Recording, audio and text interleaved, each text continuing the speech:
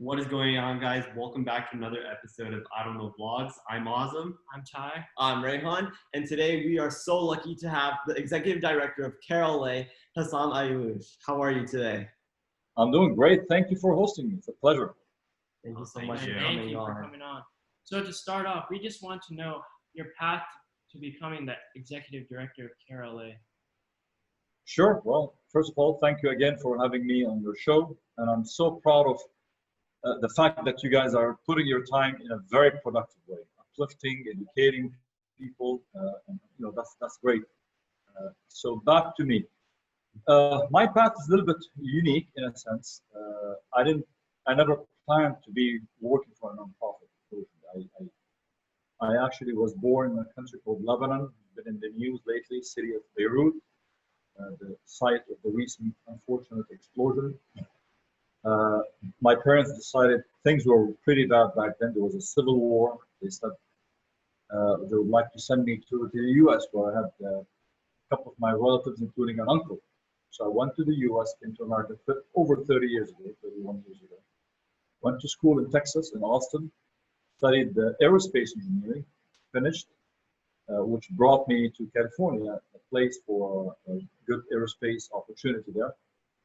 I worked for an aerospace company for about 5 years. In the meanwhile, I helped, when I was a student, actually, just to maybe put things in perspective, I was very active with various student bodies, groups and organizations such as the Muslim Student Association back at the University of Texas in Austin.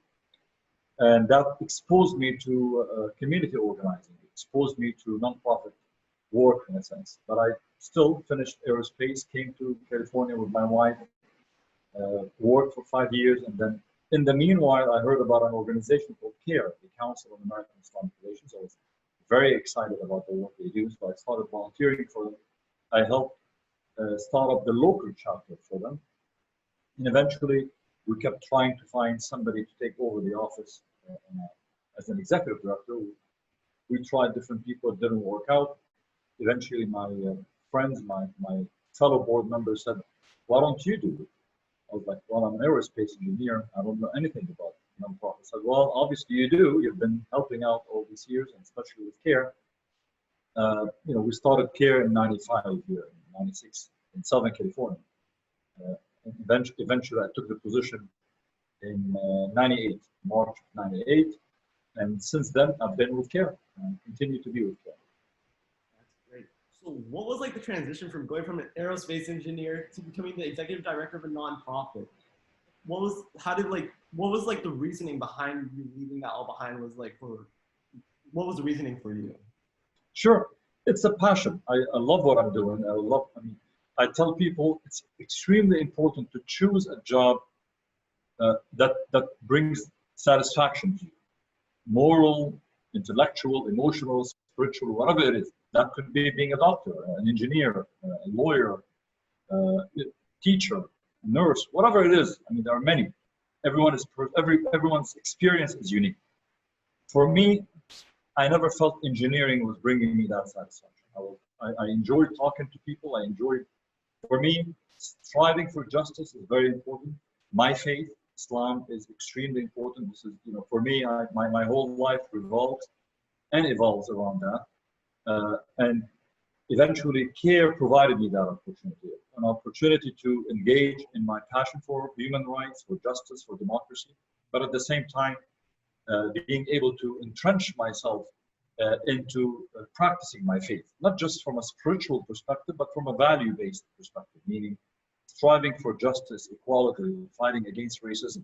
So that transition became very easy for me, despite the fact that it's risky at that time. People thought, are you crazy? You're going to leave an engineering job, an aerospace job to do a nonprofit?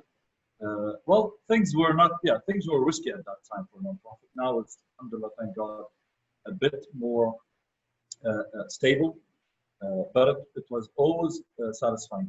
For me, I tell people, when I start my day, I get excited. Like literally in the morning, I'm like excited because I'm going to be working. I love Sunday because I was thinking Sunday night. I was thinking, okay, Monday morning I'm going to be at the office.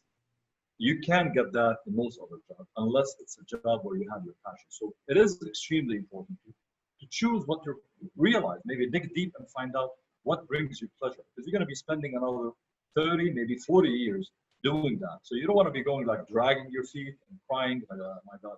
You want to be able to like, oh my God, I can't wait until I do what I do. And again, it doesn't have to be a nonprofit. It doesn't have to be civil rights.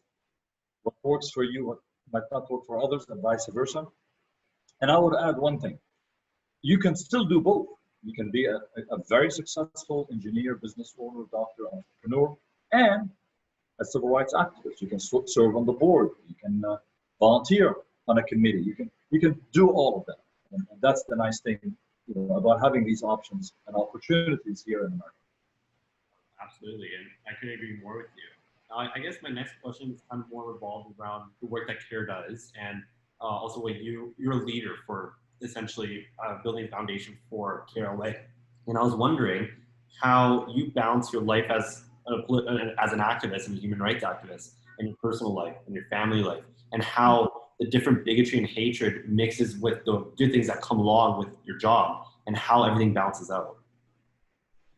Sure, it's never easy. I mean, finding a balance between life, work, family is going to be a challenge no matter what you do, especially if you end up earning your own living by, through your own business.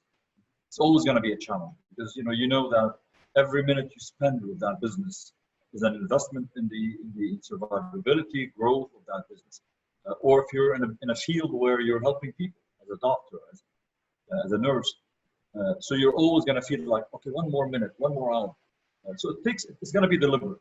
It cannot happen on its own. You're going to have to make time. And it took me a while to learn when to say no. There was a time anybody would call me any time of the day, any time of the week, and I'm here to help. And I would, 2 a.m., 3 a.m., I would drive to the airport to help them if they're stranded there. Eventually, you realize if you're here for the long haul, this is, as they say, a marathon, right? Not a sprint. I need to be here for the long haul, long term, for the job, for the community, for my family. Same thing with any other position. So you have to make a deliberate decision and decide. There will always be emergencies, and they need to be taken care of. No doubt about it. But you also have to make time and say, you know what?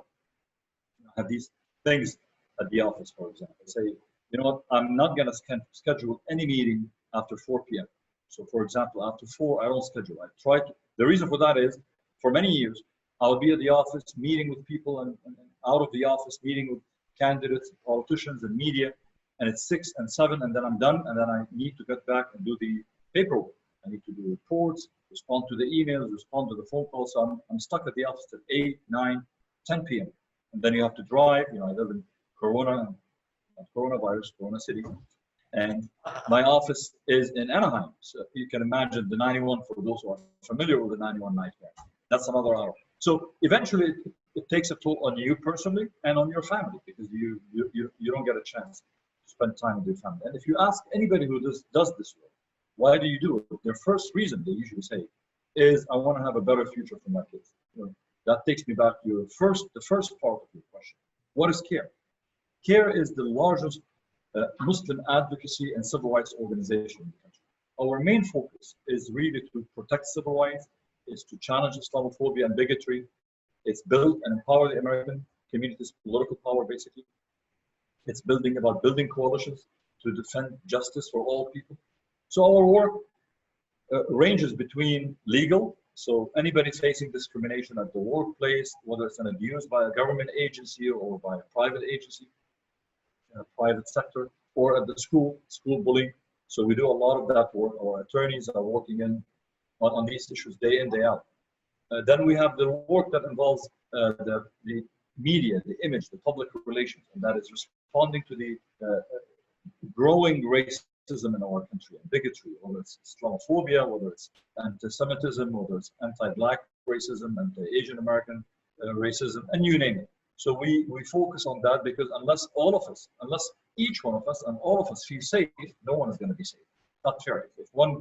If it is okay for one group to be targeted, trust me, we are going to be next, if not that group. So that is part of the work of CAIR, but also we believe in preventive work, meaning empower the community. And that is We focus on youth empowerment, leadership skills, various leadership programs that we have for youth, dedicated for youth, Muslim Youth Leadership Program, Muslim Game Changers Network, programs that exist nationwide to help empower our American Muslim youth. And there's the political empowerment aspect, and that is making sure everybody is registered to vote, everybody is educated about the voters, about the election, the candidates. And the reason for that is you can't be fighting injustice forever from outside the system. We need to change it from inside. We can react to police brutality, but it's not going to stop until we change public opinion and also change policies. So, there's the various matters. When we talk about, police brutality as a manifestation of racism in this country, right? So one is you want to make it legally painful.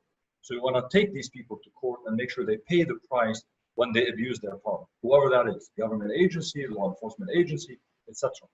Number two, you want to change mindsets, public opinions. You want people to not to sympathize, not to normalize with racism. You don't want people to say, well, we have to, these people deserve it. You want to make it unacceptable for people to accept racism or Islamophobia, or anti-Semitism, or anything that is rooted in bigotry.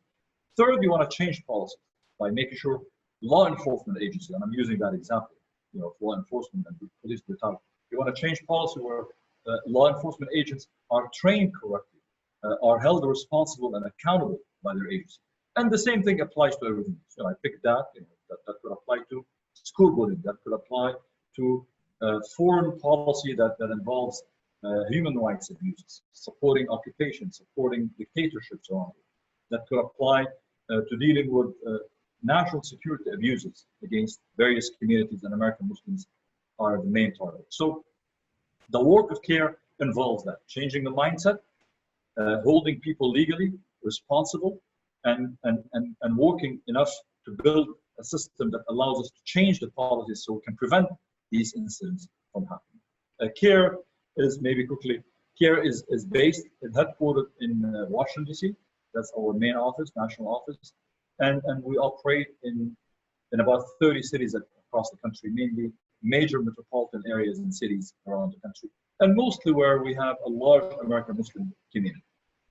I would just like to add, Hussam and I have firsthand seen all the work that you've done for the community. And we would just like to thank you for all that you've done for the community as a whole. You, along with the CAIR team, it's been an amazing stuff that you've done for us and everyone around in our community. We're very, very glad and very honored to have leadership like yourself. And I don't say that lightly. I mean, for me, if we manage to help in any humble way, produce young men and women like yourselves who are proud of their identity, who are productive to society, who care, understand good versus evil, what that means, that for me, that's mission accomplished for us. That's really what we hope for. I hope it for my kids, and I hope it for individuals like yourselves, all the three. Well, so you talked about CAIR, and I wanted to know, like, or to viewers, what responsibilities come as an executive director? Sure, and for any nonprofit, they say there's a life cycle, right, or at least a curve.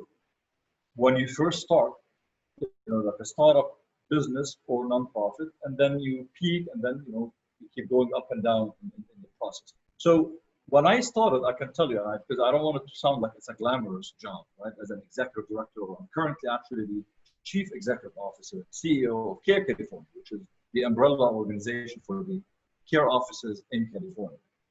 Initially, it wasn't that glamorous. When I started over 20 years ago, I had to do coffee, pick up the trash, pick up the phone. I was the secretary, make appointments, go to the meetings, do the interviews, and give the talks at the mosque, at the churches, and the schools. You do all of that because you don't have the funds, and you have a lot of energy, especially when you're young, right? You think you're invincible and all of that. Thank God, people change, organizations change, and then you build the trust. Once you have an organization that serves an important purpose, that many people in the community sees valuable, then they will come in and join you, either by serving on the board, or by becoming volunteers, or by contributing, or all the above, right? And once they contribute to you and sustain the organization financially, because that's how you can exist. You can have a good cause, but you have to connect it with people. You have to market the work. So first you have to have a good cause, good mission, good vision. You have to have right location. It doesn't, if I have a good cause, but in an environment that doesn't appreciate it, it doesn't help. The right place, and also the right marketing tool. You have to go and be able to explain to people the work. And most importantly, the work. You have to produce, you have to serve. So it doesn't matter, it's a good cause, right? So if you have this formula, eventually you'll get support. And then you will grow. When you grow, you can start hiring people who would specialize in. As I said, initially I was doing the press releases, the interviews, the meeting with politicians, and the trainings for teachers. But eventually you become the jack of all trades, right? Master of none. You want to specialize. You want to create a team that helps you specialize. Not an attorney, not an engineer, as I said, by profession, by education. So eventually we were able to hire attorneys who could focus specifically on the law, on basically taking people to court, defending people's rights. We hire people who are specialized in policy, so they can write policy, they can push for policy and advocate for them. People are good community organizers. So when you do that, your most important role as an executive director would be to manage this entire team. Make sure there's a common goal and common bond that brings everybody together. You can't have everybody going in different directions. So that the important role of a leader is to serve. And the way to serve is by first leading by example. You have to do your best if you're going to be leading to be worthy of that leadership, because it's not a title, not an honorary title. It's actually a badge of service that you do to the community. Number two, choose the right team. A good leader is not only good if they can choose and pick the right team. If you think you can do it all, that's an evidence that you're not a good leader. If you think you're a master of all, or you've mastered everything and you have experience in everything, that's a very good sign you're not a good leader.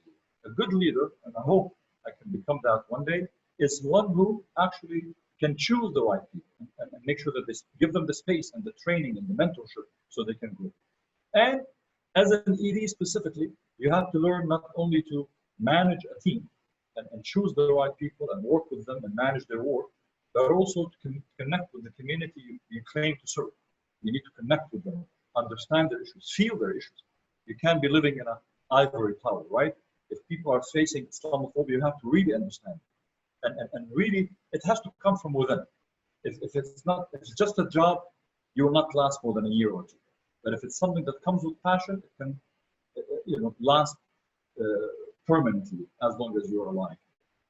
So in addition to that, you need to connect with the community and serve their needs, understand their needs, feel their needs, and cater to their needs. Understand who they are, why they are. Don't step on them. You're here to serve. You're not better than them. A leader does not mean you're always pulling people, right? You might be a step ahead of your community in certain things, but you always want to be with the community. Don't go too far off that they lose you or you lose them. Last but not least, in terms of roles, is fundraising. I mean, for a nonprofit, it's not the F word, right? The legal one, legitimate one, I would say. It is fundraising. Nobody likes it because it's something, you're separating people from some of the dearest things to them, their money, their hard-earned money. And people are generous. I mean, despite what we think, actually most people are very generous. Most people actually are looking for ways to feel better about themselves, to implement and maybe apply their values. So if your value is about more justice, about fighting cancer, whatever it is, those values, you will find a huge base of people who are willing to support. So it's just doing it is not always the easiest part because you're competing with other causes. There's an overload of information that people get from social media.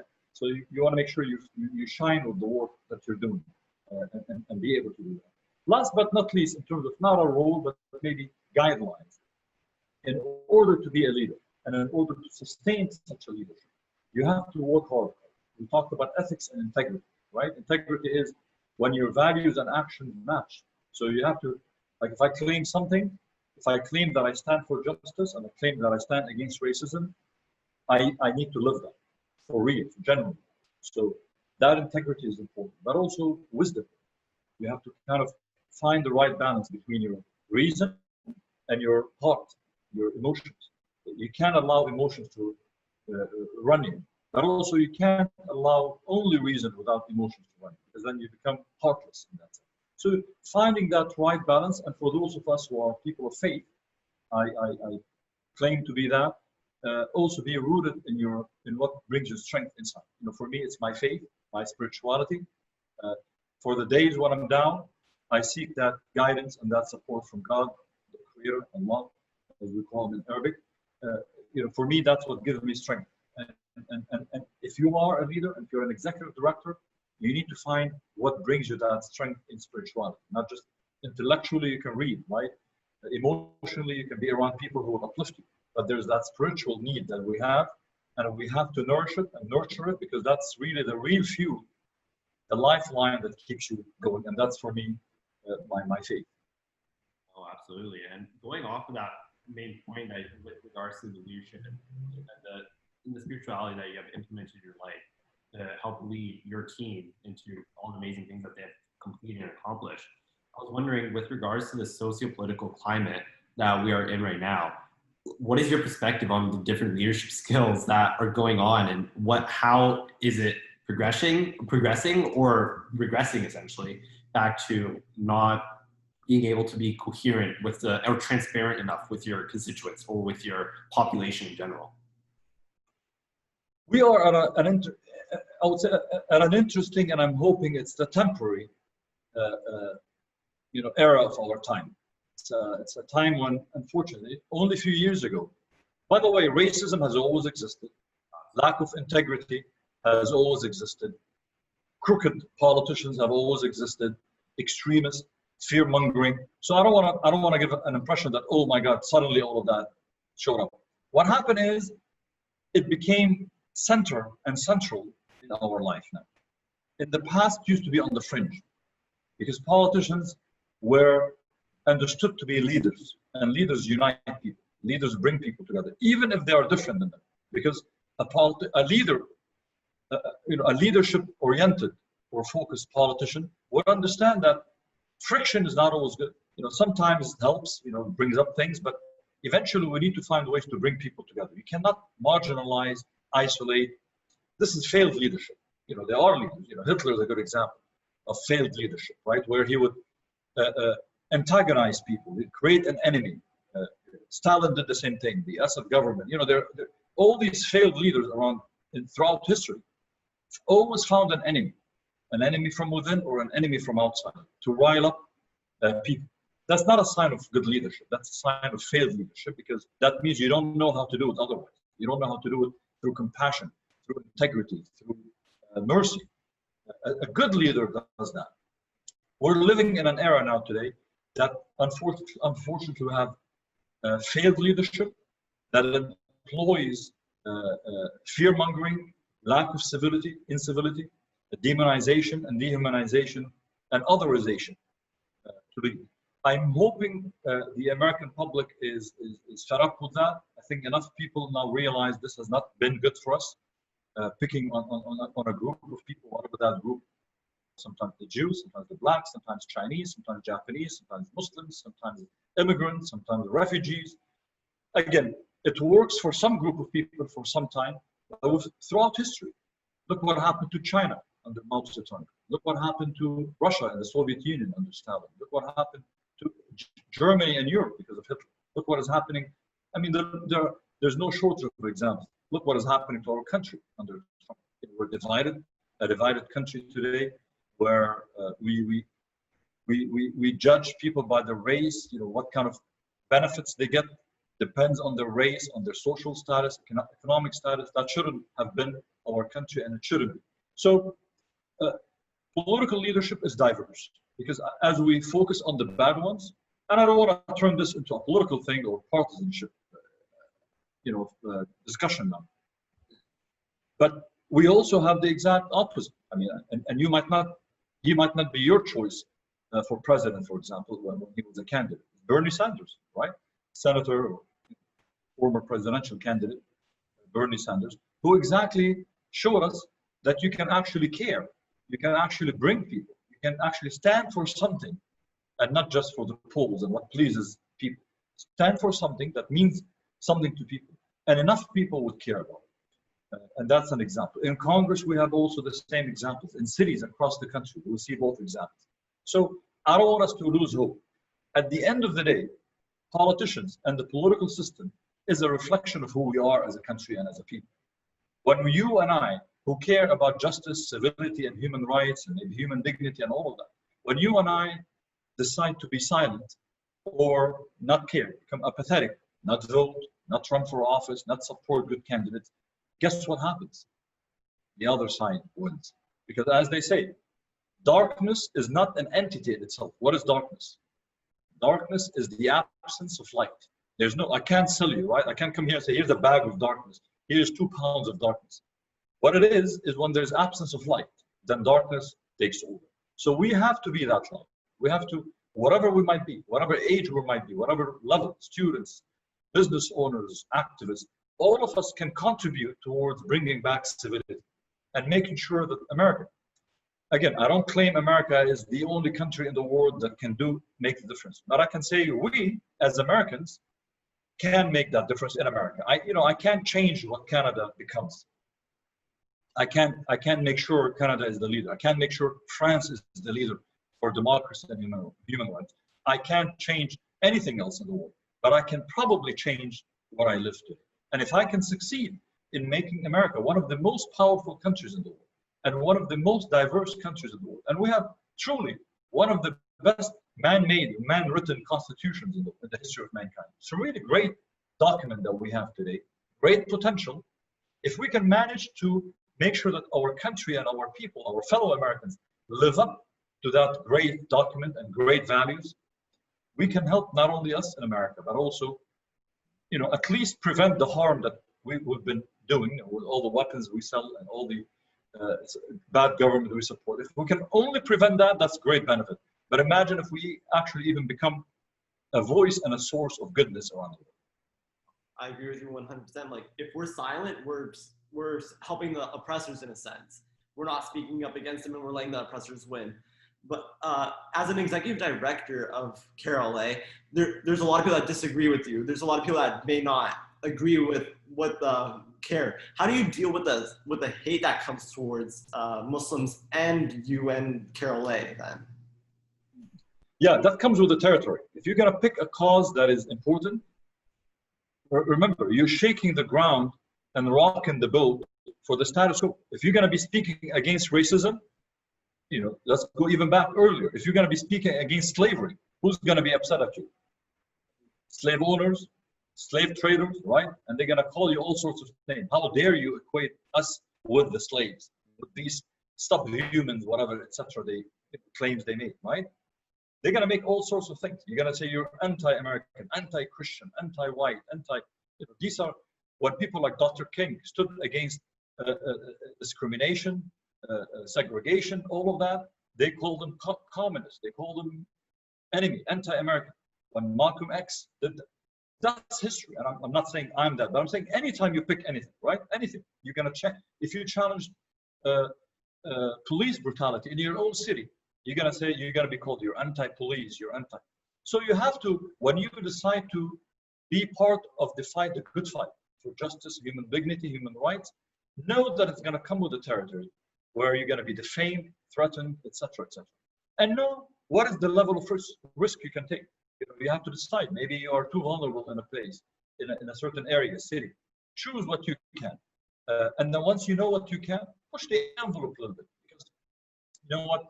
Human dignity, human rights are worth getting some heat for. If people didn't sacrifice earlier, you and I wouldn't be where we're at today. If our brothers and sisters in the African American community did not risk being lynched, killed, tortured for their freedom and our freedom, you and I wouldn't be free today. You wouldn't be going to a mixed school. Probably you're going to be in a segregated school. You're going to have less economic opportunity. So somebody else was willing to take a risk so you and I can enjoy that freedom. So the least we can do, and I'm not saying we are at the level of what they did. Maybe we pray that we become as brave as they are, but we should be willing to take some heat in order at least to sustain the gains they make, and maybe even more build on it with more. So the way I deal with it is, first of all, I developed thick skin over it. I said, you know what? I'm not going to let this come through me. I'm not going to let this shake me. Know what I stand for. Number one, be humble. Realize that sometimes criticism is legitimate. Maybe you made a mistake. Maybe somebody gave you. So not every criticism is an enemy and they're trying to put me down and trying to destroy me and they're an Islamophobe. Sometimes criticism comes from good sources. Your friends, your colleagues, your board members, your other partners in other organizations. So for that, you have to have an open mind and open. And listen, they could be right, they could be wrong, but embrace it, accept it, and be appreciative that you're surrounded by people who are willing to give you nasiha, advice, as we call it in Arabic, Islamically, nasiha, right? And no, there are some people who, their reasoning, their purpose is to defend the wrong you are fighting against. So they're going to fight you tooth and nail and decide which one you want to pick on. Sometimes ignoring is the best thing you can do, right? This is a Quranic, as Muslims we believe, the Quran says that. God says, God Almighty says, and ignore those ignorant people. Dismiss, don't engage them. Sometimes engaging with an ignorant person does not help anybody. It just makes more, make things, you give them more platform, right?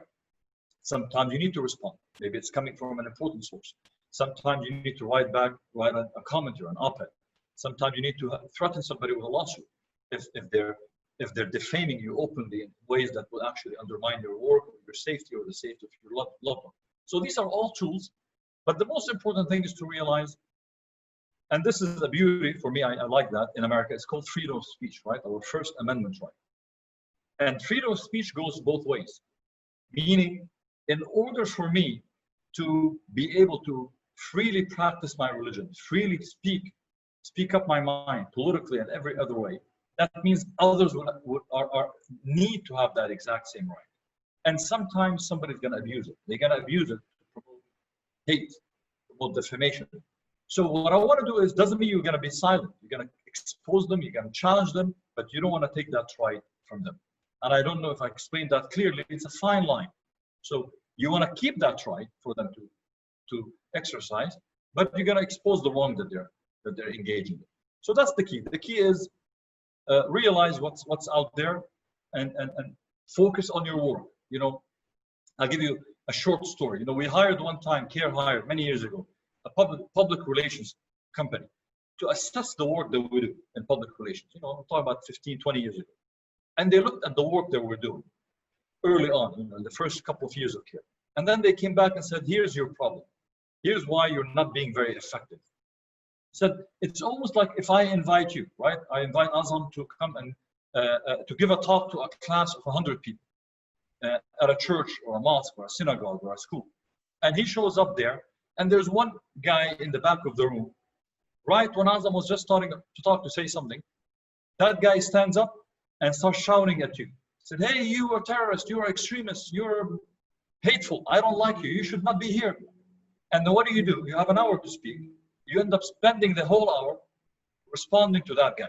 So no, I'm not a terrorist, I'm not an extremist, no, I'm not a hate person, and then the hour is gone, and then the host says, well, thank you for being here, Mr.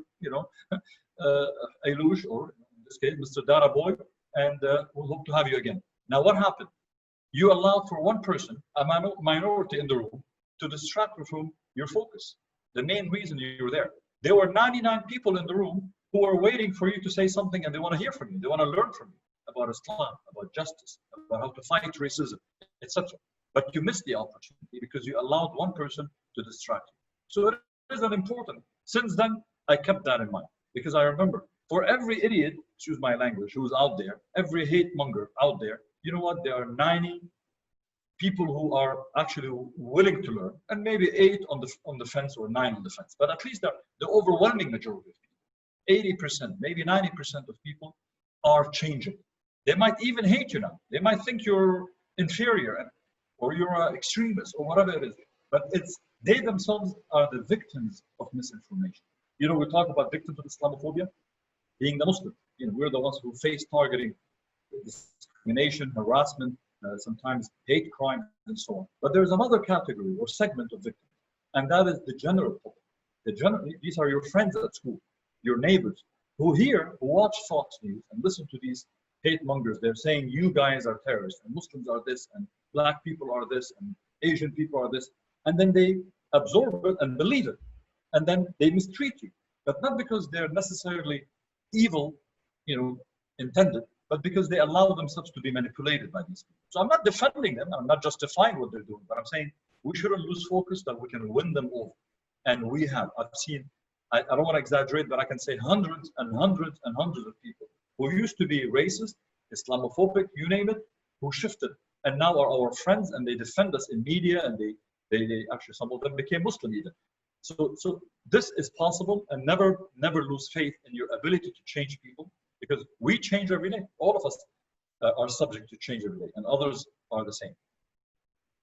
No, absolutely. And that speaks volumes as well as to the way that you're able to articulate this so coherently to like just our viewers and being able to like speak volumes on that. And I feel like that also plays a role in like what we've learned about you is that you become one of the 100 most influential individuals in Orange County in 2016. And I was wondering if, like, how did that make you feel to be of those individuals, to be that successful and that influential, to have that kind of reach into the general public? I would say the number one thing, and I don't want to sound like I'm being, all this kind of perfectionist, etc., but it is true. You have to make sure that you're not working for that recognition, because you're going to fail. Because then what happens, you become driven by popularity. What's popular today? Be driven by your principles. That means you might one day become one of the 100 most hated people in Orange County or anywhere else, and that's okay, right? If the measure is where you stand in the sight of people, it's not a good measure, because at one point slavery was popular in America, racism, segregation, Jim Crow, right? So, and I'm not saying I don't appreciate people's recognition or people's thanks or gratitude. Actually, it humbles me, and I hope to live up to good people's expectations. But what I want to say is, keep your eye on the prize. Remember what took you into this path to begin with, whether a community leader, a politician, a mayor, a city council person, student leader, whatever it is. What got you on this was never people's recognition. It was your ability to live up to your values and engage people, empower people to help you through pushing for these values and advocating for these values. So for me, I was very humbled when I heard, when the Orange County Register contacted me and told me that. I said, I don't think I deserve it, and I know it's a cliche, people say that, but I truly don't think so. I have, the work that I do is not possible without the support of my colleagues, without the generosity and sacrifices of our community, our board members, our donors, our colleagues from other organizations. But if it happened, it's a gift from God, from Allah, and I'm very humbled by it. And I hope I can continue. For me, again, as a person of faith, for me, my struggle, my strive is to revisit and reassess everything I do every night. I try my best to do that every night, to see, did I earn God's pleasure? Am I on God's, loved list of people who he is proud of? And that, sometimes makes me feel like I need to do better. I could have done better in this speech. I could have said better when I dealt with that person. And it helps me correct myself, because we're not perfect people. What makes us different and better is not the perfection we have, because we will never have it, but it's our striving for that perfection and our ability to correct ourselves. And that's probably the best thing to keep ourselves reminded of. So growing up in the current situation we are all in America, lots of us know people that want to get involved in social activism. What advice do you have for someone trying to get involved in social activism for right now? It's a great feeling. It's a good place to be in today. But I would say build on it in terms of deepening and solidifying that sense. I'll tell you, there are so many people who think being involved in social media is about retweeting something or posting a video on Instagram. That is one way, but that's not the only way, and that's not going to be the way that sustains that struggle. So find ways to sustain, which, sometimes in terminology we use the word institutionalize your work. Don't be just a lone voice in the darkness, right? Or in some valley screaming, hey, justice, and you hear your echo, justice, justice, justice, and then you move on, right? You want to be somebody who is building adding a brick to so many other bricks, building a wall, which will build a building, that, not the wall of Trump, right? So you want to be that person. You want to be that person who's contributing to something deeper, something that started before you and that will continue after you. So being, the voice in the wilderness is good. It's nice echo, but it becomes echo chamber. I can tell you, I see thousands and thousands of young people, well-meaning people. I'm so proud of them, who are commenting and retweeting and making things, but then they move on without making anything solid. So what does that mean? Meaning, if you're a student in high school, be part of some organization at your high school, where student organization that is promoting something, fighting against racism, promoting interfaith harmony, promoting understanding. If you're at college, join one of these organizations. Muslim Student Association, Black Student Association, maybe the Amnesty International, the college branch, MECHA, the Mexican American, basically, Latino student group, Amnesty, whatever group that is, Students for Justice in Palestine, whatever is your passion, that is positive, be part of it, because it becomes organized effort that started before you and will continue after you. And then it will train you and prepare you as when you're done with college, you're going to join life, right? You can become a member of the ACLU, of CAIR, Asian American Advancing Justice, whatever the group that you find yourself being able to help with, you'll do that. You can join it. And then that's how you solidify and institutionalize your work, by becoming a member, paying member, volunteering member, donating member, run for office. So translate your good passion inside into measurable actions. That's the main thing. So we know you work hard and you're very busy, but what do you like to do in your free time outside of work? I have 5 kids and 1 grandchild. So my life, yes, my life is about them. So with my wife, we would try to spend time. 2 of my kids are married, obviously. One lives in Irvine, the other one lives in LA, both with their spouses. So we try our best to see, even during the COVID-19 pandemic now, we try to meet at least once a month, once a week, or twice a month, maybe once every other week, trying to keep social distancing as much as possible. Because I haven't seen people. Like, I've been keeping myself, and I hope everybody tries that too, for everybody's sake. We try not to socialize too close physically. But with my kids, obviously, and my grandkids, we try to meet once a week, once every 2 weeks. At home, I love reading. I love reading, so I'm grabbing anything I find online, or books, or old-fashioned. I'm an old-fashioned person, so I still like to feel the book, the pages, when I'm flipping the pages. I'm a news junkie, so I follow the news from anywhere and about anything in the world, obviously within the issues of politics, human rights.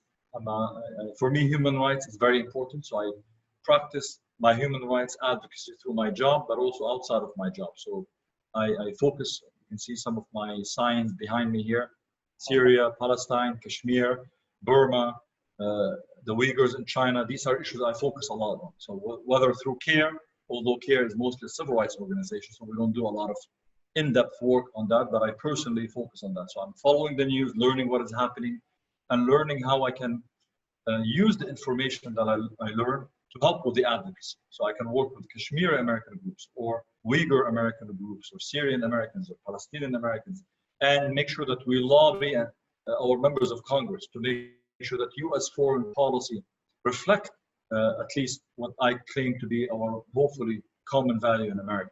That is human rights and human dignity. So that's what, I know you're thinking like, oh my God, his hobby is also similar to his work. But hobbies is what keeps you going, brings you pleasure, internal satisfaction and pleasure. So my family and human rights activism. And biking. I go on bicycling basically with my kids. We go around town here. One last question. So we want to understand, what legacy would you like to leave behind? What do you want to be remembered for? And you heard me talk about institutions. For me, I think the biggest legacy I can look back and say, thank God I succeeded, is making sure that after I leave, there's something that continues. Because if after I leave CAIR stops being functional, I'm the biggest failure, I would say. No matter how many people benefited, how many thousands of people might have benefited from CAIR's work.